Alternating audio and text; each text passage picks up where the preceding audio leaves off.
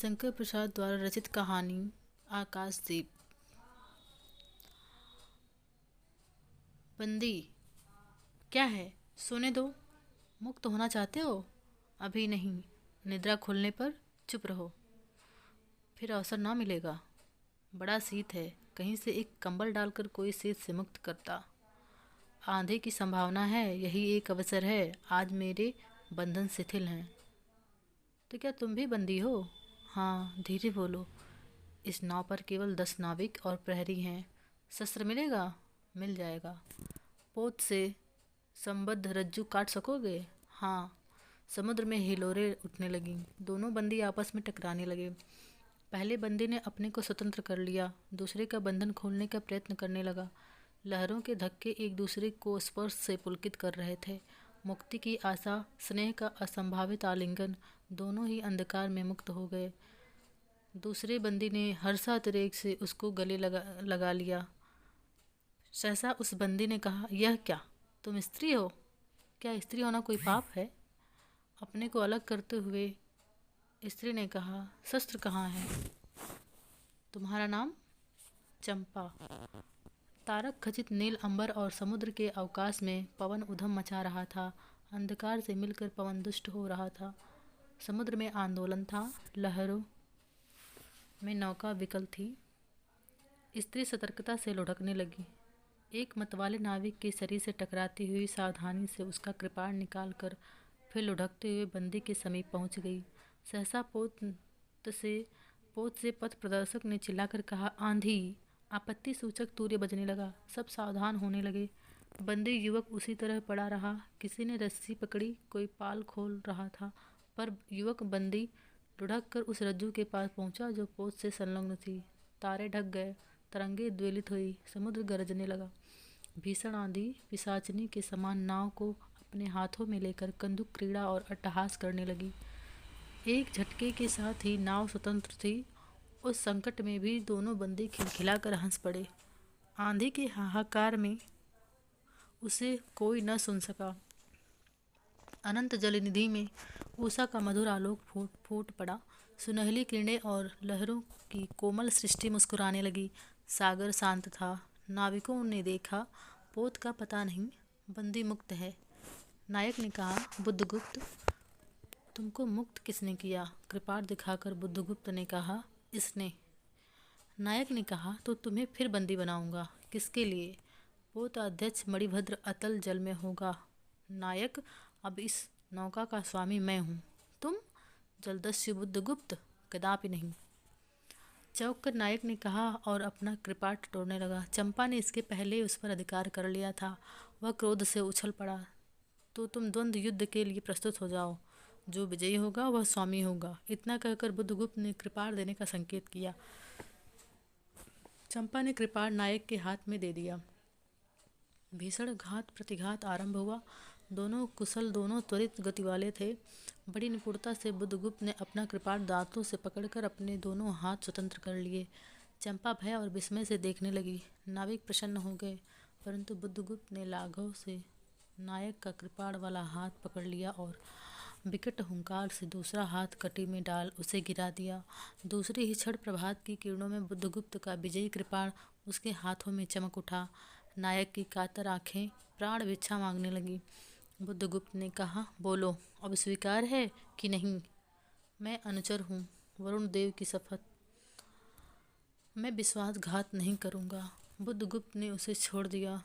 चंपा ने युवक जलदस्यु के समीप आकर उसकी छतों को अपनी स्निग्ध दृष्टि और कोमल करों से वेदना विहीन कर दिया। बुद्धगुप्त ने के सुगठित शरीर का रक्त बिंदु विजयी तिलक कर रहे थे। विश्राम लेकर बुद्धगुप्त ने पूछा, हम लोग कहाँ होंगे? बाली द्वीप से बहुत दूर, संभवतः एक नवीन द्वीप के पास, जिससे अभी हम लोगों का बहुत कम आना जाना होता है। सिंघल के वणिकों का वहाँ प्राधान्य है। कितने दिनों तक हम लोग वहाँ पहुँचेंगे? अनुकूल पवन मिलने पर 2 दिन में।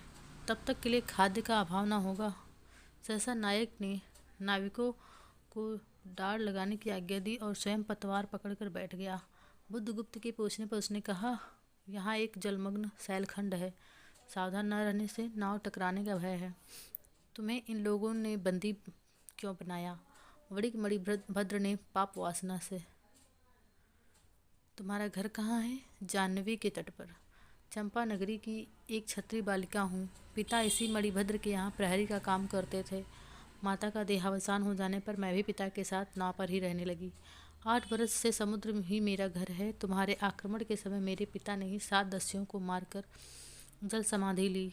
1 मास हुआ मैं इस नील नभ के नीचे नील जल निधि के ऊपर एक भयानक अनंतता में निस्सहाय हूँ, अनाथ हूँ। मणिभद्र मुझसे एक दिन घृणित प्रस्ताव किया। मैंने उसे गालियाँ सुनाई। उसी दिन से बंदी बना दी गई। चंपा रोष से जल रही थी। मैं भी ताम्र लिप्ति का एक छत्री हूँ चंपा, परंतु दुर्भाग्य से जलदस्यु बनकर जीवन बिताता हूँ। अब तुम क्या करोगी? मैं अपने अदृष्ट को अनिर्दिष्ट ही रहने दूंगी। वह जहाँ ले जाए। चंपा की आंखें निस्सीम प्रदेश में निरुद्देश थीं। किसी आकांक्षा के लाल डोरे न थे। धवल अपांगों में बालकों के सदृश विश्वास था। हत्या व्यवसायी दस्यु भी उसे देखकर कांप गया। उसके मन में एक संभ्रमपूर्ण श्रद्धा यौवन की पहली लहरों को जगाने लगी। समुद्र वृक्ष पर विलंबमयी राग रंजित संध्या थिरकने लगी। चंपा के असंयत कुंतल उसकी पीठ पर बिखरे थे। दुर्दांत दस्यु ने देखा अपनी महिमा में अलौकिक एक तरुण बालिका। वह विस्मय से अपने हृदय को टटोलने लगा। उसे एक नई वस्तु का पता चला, वह थी कोमलता। उसी समय नायक ने कहा, हम लोग द्वीप के पास पहुंच गए। बेला से नाव टकराई। चंपा निर्भीकता से कूद पड़ी। मांझी भी उतरे। बुद्धगुप्त ने कहा, जब इसका कोई नाम नहीं है तो हम लोग इसे चंपा द्वीप कहेंगे। चंपा हंस पड़ी। 5 बरस बाद शरद के धवल नक्षत्र नील गगन में झलमला रहे थे। चंद्र की उज्ज्वल विजय पर अंतरिक्ष में शरद लक्ष्मी ने आशीर्वाद के फूलों और खीलों को बिखेर दिया। चंपा के एक उच्च सौंध पर बैठी हुई तरुणी चंपा दीपक जला रही थी। बड़े यत्न से अभ्रक की मंजूषा में दीप धर कर उसने अपनी सुकुमार उंगलियों से डोरी खींची। वह दीप आधार ऊपर चढ़ने लगा। भोली भोली आंखें उसे ऊपर चढ़ते हर्ष से देख रही थीं। डोरी धीरे धीरे खींची गई। चंपा की कामना थी कि उसका आकाश दीप नक्षत्रों से हिल मिल जाए, परंतु वैसा होना असंभव था। उसने आशा भरी आंखें फिरा लीं। सामने जलराशि का रजत श्रृंगार था। वरुण बालिकाओं के लिए लहरों से हीरे और नीलम की क्रीड़ा शैलमालाएं बन रही थीं, और वे मायाविनी छलनाएं अपनी हंसी का कलनाद छोड़कर छिप जाती थीं। दूर दूर से धीवरों का वंशी झनकार उनके संगीत सा मुखरित होता था। चंपा ने देखा कि तरल संकुल जलराशि में उसके कंदील का प्रतिबिंब अस्त व्यस्त था।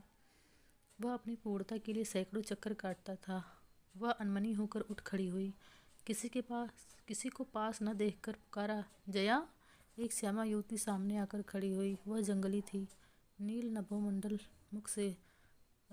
मुख में शुद्ध नक्षत्रों की पंक्ति के समान उसके दांत हंसते ही रहते। वह चंपा को रानी कहती और बुद्धगुप्त की आज्ञा थी। महानाविक कब तक आएंगे? बाहर पूछो तो। चंपा ने कहा। जया चली गई। दूरागत पवन चंपा के अंचल में विश्राम लेना चाहता था। उसके हृदय में गुदगुदी हो रही थी। आज न जाने क्यों वह बेसुध थी। एक दीर्घकाय दृढ़ पुरुष ने उसकी पीठ पर हाथ रख चमत्कृत कर दिया। उसने फिर कर कहा, बुद्धगुप्त, बावली हो क्या? यहाँ बैठी हुई अभी तक दीप जला रही हो? तुम्हें यह काम करना है? क्षेत्र निधि साई अनंत की प्रसन्नता के लिए क्या दासियों से आकाश दीप जलवाऊं? हंसी आती है। तुम किसको दीप जलाकर पथ दिखलाना चाहती हो? उसको जिसको तुमने भगवान मान लिया है। हाँ, वह भी कभी भटकते हैं, भूलते हैं, नहीं तो बुद्धगुप्त को इतना ऐश्वर्य क्यों देते? तो बुरा क्या हुआ इस द्वीप की अधीश्वरी चंपा रानी? मुझे इस बंदीगृह से मुक्त करो। अब तो बाली, जावा, सुमात्रा का वाणिज्य केवल तुम्हारे ही अधिकार में है। महानाविक, परंतु मुझे उन दिनों की स्मृति सुहावनी लगती है जब तुम्हारे पास एक ही नाव थी और चंपा के उपकूल में पणे लाद कर हम लोग सुखी जीवन बिताते थे। इस जल में अगणित बार हम लोगों की तरी आलोक में प्रभात में तारिकाओं की मधुर ज्योति में थिरकती थी। बुद्धगुप्त, उस विजन अनंत में जब माझी सो जाते थे, दीपक बुझ जाते थे, हम तुम परिश्रम से थक कर पालों में शरीर लपेट कर एक दूसरे का मुंह क्यों देखते थे? वह नक्षत्रों की मधुर छाया। तो चंपा, अब उससे भी अच्छे ढंग से हम लोग विचर सकते हैं। तुम मेरी प्राणदात्री हो, मेरी सर्वस्व हो। नहीं नहीं, तुमने दस्युवृत्ति छोड़ दी, परंतु हृदय वैसा ही अकरुण, सतृष्ण और ज्वलनशील है। तुम भगवान के नाम पर हंसी उड़ाते हो, मेरे आकाशदीप पर व्यंग कर रहे हो। नाविक, उस प्रचंड आंधी में प्रकाश की एक एक किरण के लिए हम लोग कितने व्याकुल थे। मुझे स्मरण है, जब मैं छोटी थी, मेरे पिता नौकरी पर समुद्र में जाते थे। मेरी माता मिट्टी का दीपक बांस की पिटारी में भागीरथी के तट पर बांस के साथ ऊंचे टांग देती थी। उस समय वह प्रार्थना करती, भगवान, मेरे पथभ्रष्ट नाविक को अंधकार में ठीक पथ पर ले चलना। और जब मेरे पिता बरसों पर लौटते तो कहते, साध्वी, तेरी प्रार्थना से भगवान ने संकटों में मेरी रक्षा की है। वह गदगद हो जाती। मेरी माँ, आह नाविक, यह उसी की पुण्य स्मृति है। मेरे पिता, वीर पिता की मृत्यु के निष्ठुर कारण। जलदस्यु, हट जाओ। सहसा चंपा का मुख सहसा चंपा का मुख क्रोध से भीषण होकर रंग बदलने लगा। महानाविक ने कभी यह रूप न देखा था। वह ठठाकर हंस पड़ा। यह क्या चंपा, तुम अस्वस्थ हो जाओगी, सो रहो, कहता हुआ चला गया। चंपा मुट्ठी बांधे उन्मादनी से घूमती रही। निर्जन समुद्र के उपकूल में बेला से टकराकर लहरें बिखर जाती थीं। पश्चिम का पथिक थक गया था, उसका मुख पीला पड़ गया था। अपनी शांत गंभीर हलचल में जलनिधि विचार में निमग्न था। वह जैसे प्रकाश की उन मलिन किरणों से विरक्त था। चंपा और जया धीरे धीरे उस तट पर आकर खड़ी हो गई। तरंग से उठते हुए पवन ने उनकी वसन को अस्त व्यस्त कर दिया। जया के संकेत से एक छोटी सी नौका आई। दोनों के उस पर बैठते ही नाविक उतर गया। जया नाव खेने लगी। चंपा मुग्ध सी समुद्र के उदास वातावरण में अपने को मिश्रित कर देना चाहती थी। इतना जल, इतनी शीतलता, हृदय की प्यास न बुझी। पी सकूंगी? नहीं तो जैसे बेला में चोट खाकर सिंधु चिल्ला उठता है, उसे के समान रोदन करूं, या जलते हुए स्वर्ण गोलक सदृश अनंत जल में डूबकर बुझ जाऊं। चंपा के देखते देखते पीड़ा और ज्वलन से आरक्त बिंब धीरे धीरे सिंधु में चौथाई आधा फिर संपूर्ण विलीन हो गया। एक दीर्घ निश्वास लेकर चंपा ने मुंह फेर लिया। देखा तो न महानाविक का बजरा उसके पास है। बुद्धगुप्त ने झुककर हाथ बढ़ाया। चंपा उसके सहारे बजरे पर चढ़ गई। दोनों पास पास बैठ गए। इतनी छोटी नाव पर इधर घूमना ठीक नहीं। पास ही वह जलमग्न शैलखंड है, कहीं नाव टकरा जाती या ऊपर चढ़ जाती चंपा तो अच्छा होता। बुद्धगुप्त, जल में बंदी होना कठोर प्राचीरों से तो अच्छा है। आह चंपा, तुम कितनी निर्दय हो। बुद्धगुप्त को आज्ञा देकर देखो तो वह क्या नहीं कर सकता। जो तुम्हारे लिए नए द्वीप की सृष्टि कर सकता है, नई प्रजा खोज सकता है, नए राज्य बना सकता है, उसकी परीक्षा लेकर देखो तो। कहो चंपा, वह कृपाण से अपना हृदय पिंड निकाल अपने हाथों अतल जल में विसर्जन कर दे। महानाविक, जिसके नाम से बाली, जावा और चंपा का आकाश गूंजता था, पवन थर्राता था, घुटनों के बल चंपा के सामने छलछलाई आंखों से बैठा था। सामने शैलमाला की चोटी पर हरियाली में विस्तृत जलदेश में नील पिंगल संध्या, प्रकृति की हृदय कल्पना, विश्राम की शीतल छाया, स्वप्न लोक का सृजन करने लगी। उस मोहिनी के रहस्यपूर्ण नील जाल का कुहक स्फुट हो उठा, जैसे मदिरा से सारा अंतरिक्ष सिक्त हो गया। सृष्टि नील कमलों में भर उठी। उस सौरभ से पागल चंपा ने बुद्धगुप्त के दोनों हाथ पकड़ लिए। वहाँ एक आलिंगन हुआ, जैसे क्षितिज में आकाश और सिंधु का। किंतु उस परिरंभ में सहसा चैतन्य होकर चंपा ने अपनी कंचुकी से एक कृपाण निकाल लिया। बुद्धगुप्त, आज मैं अपने प्रतिशोध का कृपाण अतल जल में डुबा देती हूँ। हृदय ने छल किया, बार बार धोखा दिया। चमक कर वह कृपाण समुद्र के हृदय वेधता हुआ विलीन हो गया। तो आज से मैं विश्वास करूँ, क्षमा कर दिया गया? आश्चर्य कंपित कंठ से महानाविक ने पूछा। विश्वास? कदाप नहीं बुद्धगुप्त। जब मैं अपने हृदय पर विश्वास न कर सकी, उसी ने धोखा दिया, तब मैं कैसे कहूँ मैं तुम्हें घृणा करती हूँ, फिर भी तुम्हारे लिए मर सकती हूँ। अंधेर है जलदस्यु, मैं प्यार करती हूँ। चंपा रो पड़ी। वो स्वप्नों का रंगीन संध्या तम से अपनी आंखें बंद करने लगी थी। दीर्घ निश्वास लेकर महानाविक ने कहा, इस जीवन की पुण्यतम घड़ी की स्मृति में एक प्रकाश गृह बनाऊंगा चंपा, यहीं उस पहाड़ी पर। संभव है कि मेरे जीवन की धुंधली संध्या उससे आलोकपूर्ण हो जाए। चंपा के दूसरे भाग में एक मनोरम शैलमाला थी। वह बहुत दूर तक सिंधु जल में निमग्न थी। सागर का चंचल जल उस पर उछलता हुआ उसे छिपाए था। आज उसी शैलमाला पर चंपा के आदि निवासियों का समारोह था। उन सबों ने चंपा को वनदेवी सा सजाया था। ताम्रलिप्ति के बहुत से सैनिक नाविकों की श्रेणी में वन कुसुम विभूषिता चंपा शिविकारूढ़ होकर जा रही थी। शैल के एक ऊंचे शिखर पर चंपा के नाविकों को सावधान करने के लिए सुदृढ़ दीप स्तंभ बनाया गया था। आज उसी का महोत्सव था। बुद्धगुप्त स्तंभ के द्वार पर खड़ा था। शिविका से सहायता देकर चंपा को उसने उतारा। दोनों ने भीतर पदार्पण किया था कि बांसुरी और ढोल बजने लगे। पंक्तियों में कुसुम भूषण से सजी वनमालाएं बालाएं फूल उछालती हुई नाचने लगीं। दीप स्तंभ की ऊपरी खिड़की से यह देखती हुई चंपा ने जया से पूछा, यह क्या है जया, इतनी बालिकाएं कहाँ से बटोर लाई? आज रानी का ब्याह है ना? कहकर जया ने हंस दिया।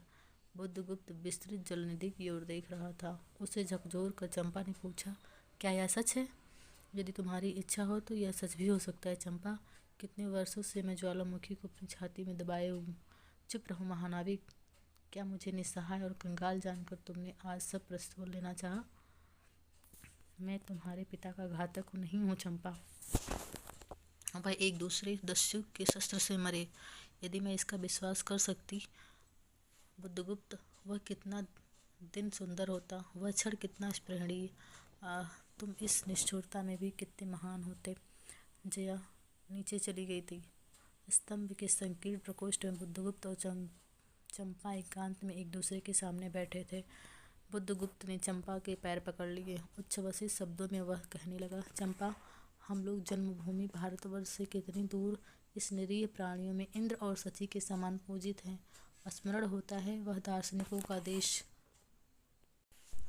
वह महिमा की प्रतिमा। मुझे वह स्मृति नित्य आकर्षित करती है, परंतु मैं क्यों नहीं जाता? जानती हो, इतना महत्व प्राप्त करने पर भी मैं कंगाल हूँ। मेरा पत्थर सा हृदय एक दिन सहसा तुम्हारे स्पर्श से चंद्रकांत मणि की तरह द्रवित हुआ। चंपा, मैं ईश्वर को नहीं मानता, मैं पाप को नहीं मानता, मैं दया को नहीं समझ सकता, मैं उस श्लोक में विश्वास नहीं करता, पर मुझे अपने हृदय के एक दुर्बल अंश पर श्रद्धा हो चली है। तुम न जाने कैसे एक बहकी हुई तारिका के समान मेरे शून्य में उदित हो गई हो। आलोक की एक कोमल रेखा इस निविड़तम में मुस्कुराने लगी। पशुबल और धन के उपासक के मन में किसी शांत और एकांत कामना की हंसी खिलखिलाने लगी, पर मैं न हंस सका। चलोगी चंपा? पोतवाहिनी पर असंख्य धनराशि लादकर राजरानी सी जन्मभूमि के अंक में। आज हमारा परिणय है, कल ही हम लोग भारत के लिए प्रस्थान करें। महानाविक बुद्धगुप्त की आज्ञा सिंधु की लहरें मानती हैं। वे स्वयं उस पोतपुंज को दक्षिण पवन के समान भारत में पहुंचा देंगी। आह चंपा, चलो। चंपा ने उसके हाथ पकड़ लिए। किसी आकस्मिक झटके से एक पल भर के लिए दोनों के अधरों को मिला दिया। सहसा चैतन्य होकर चंपा ने कहा, बुद्धगुप्त, मेरे लिए सब भूमि मिट्टी है, सब जल तरल है, सब पवन शीतल है। कोई विशेष आकांक्षा हृदय में अग्नि के समान प्रज्वलित नहीं। सब मिलाकर मेरे लिए एक शून्य है। प्रिय नाविक, तुम स्वदेश लौट जाओ विभवों का सुख भोगने के लिए, और मुझे छोड़ दो इस निरीह भोले भाले प्राणियों के दुख की सहानुभूति और सेवा के लिए। तब मैं स्वयं चला जाऊंगा चंपा। यहाँ रहकर मैं अपने हृदय पर अधिकार रख सकूं, इसमें संदेह है? उन लहरों में मेरा विनाश हो जाए। महानाविक के उच्छ्वास में विकलता थी। फिर उसने पूछा, तुम अकेले यहाँ क्या करोगी? पहले विचार था कि कभी कभी इस दीप स्तंभ पर से आलोक जलाकर अपने पिता की समाधि का इस जल से अन्वेषण करूंगी, किंतु देखती हूँ मुझे भी इसी में जलना होगा, जैसे आकाश दीप। एक दिन स्वर्ण रहस्य के प्रभात में चंपा ने अपने दीप स्तंभ पर से देखा। सामुद्रिक नावों की एक श्रेणी चंपा का उपकूल छोड़कर पश्चिम उत्तर की ओर महाजल ब्याल के समान संतरण कर रही। उसकी आंखों में से आंसू बहने लगे। ये कितनी ही शताब्दियों पहले की कथा है। चंपा आजीवन उस दीप स्तंभ में आलोक जलाती रही, किंतु उसके बाद भी बहुत दिन द्वीप निवासी उस माया ममता और स्नेह सेवा की देवी की समाधि सदृश पूजा करते थे। एक दिन काल के कठोर हाथों ने उसे भी अपनी चंचलता में गिरा दिया।